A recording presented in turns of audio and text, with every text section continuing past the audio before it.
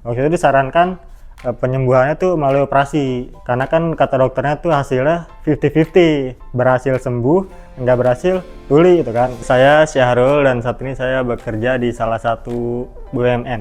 Sebenarnya sih saya ngerasa mulai agak susah dengar tuh udah lama, cuman karena saat itu saya masih ngerasa malu, minder, karena kan apa ya, kalau gue ngobrol sama orang tuh kayak nggak jelas gitu kan. Cuman setelah saya makin kesini kayaknya saya butuh deh gitu kan, karena kan komunikasi kan salah satu hal penting ya, bagi kan kita setiap hari interaksi sama orang, bagi saya juga kerjanya kan bertemu langsung dengan customer gitu kan, yang namanya komunikasi itu bagian dari pelayanan. Daripada kurang maksimal, akhirnya saya coba untuk pakai alat bantu dengar ini gitu. Waktu itu udah lama sih, 2021 kalau nggak salah, saya pernah ke salah satu rumah sakit itu diperiksa, dan ternyata emang hasilnya di bagian telinga kanan saya tuh di bawah orang normal lah gitu kan.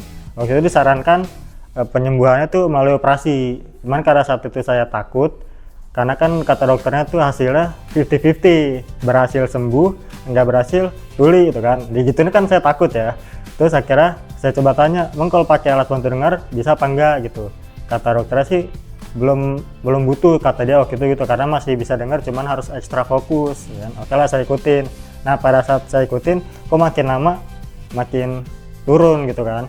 Bahkan saya ketika saya fokus ke sumber suara, itu lama-lama saya pusing gitu kan. Dan pada saat tadi hari ini nih saya cek, benar ada penurunan.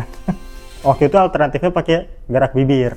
Jadi semisal dia nggak jelas, saya lihat bibirnya apa gitu kan. Apalagi waktu itu zamannya COVID ya, orang pakai masker semua. Itu saya susah sama sekali. Nah makin kesini, pada saat makin turun, agak sih jadi kayak harus ditepok dulu gitu, harus lihat sumber suara di mana, baru saya bisa jelas. Kalau semisal tiba-tiba ada yang manggil tuh kadang saya suka agak nyaut. Pastikan yang mengalami hal yang sama dengan saya tuh bukan cuma saya doang, pasti ada di luar sana banyak ya, cuma mungkin mereka masih entah itu malu atau mungkin merasa entah itu kurang dibersihin doang, atau mungkin kayak apa namanya kurang fokus gitu kan. Cuman saran saya lebih memastikan, kayaknya lu harus tes dulu sih, datang buat tes pendengaran dulu itu kan. Semisal emang ternyata faktornya karena kurang dibersihin doang, berarti emang harus sering-sering dibersihin itu kan. Semisal ternyata ada sesuatu yang mengharuskan lu pakai alat bantu ini kayak gini kan, saran gue sih ya pede aja kan. Orang minus aja pakai kacamata pede gitu kan, masa kita pakai ini nggak pede gitu kan.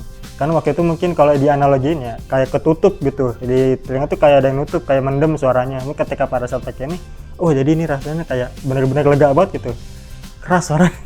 Terus saya ngerasa, oh jadi ini orang normal gitu. Pesannya jangan sungkan untuk datang ke sini, apalagi buat kesehatan diri sendiri. Mendengar tanpa batas bersama Sound Life.